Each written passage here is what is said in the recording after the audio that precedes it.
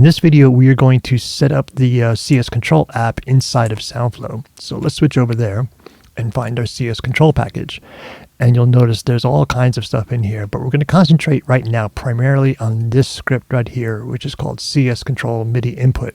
This is the heart and soul of CS Control. If this isn't configured right, nothing works. So let's configure it.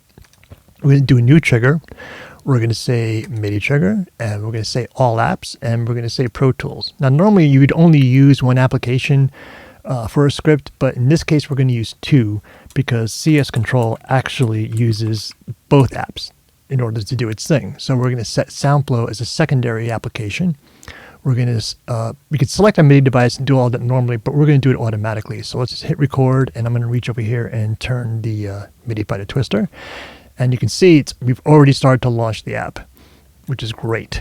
So I'm going to close that, and I'm going to close this window too, because we're going to get to this stuff later.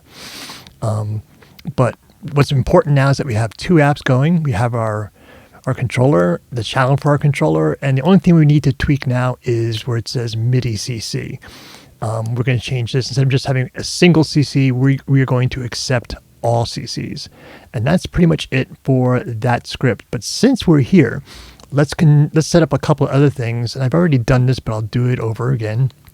What we're going to do is we're going to set up a couple of keyboard triggers. I find that keyboard triggers are a little bit more fluid when you're in your workflow when you're using CS Control, but you also have a Stream Deck, which I can show right here on the screen, and this will replicate everything that I'm about to do. But personally, I find it more hands-on and a little bit smoother from my workflow to use keyboard shortcuts for the next two things I'm about to show you. And the first thing is actually opening the app itself. So we're going to set up a trigger, and this only has to be set up for Pro Tools. So we'll select Pro Tools, and the keyboard shortcut I am going to use is going to be Control X.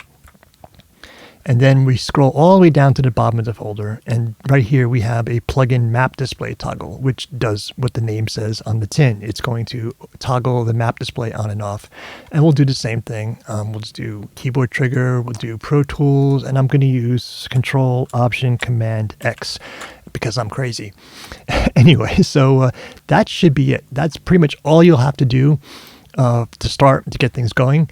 And just to double check, let's just see if we can open up our app, and yes, there it is. There's CS Control. There's no controller configuration, but we're going to talk about that in the next video.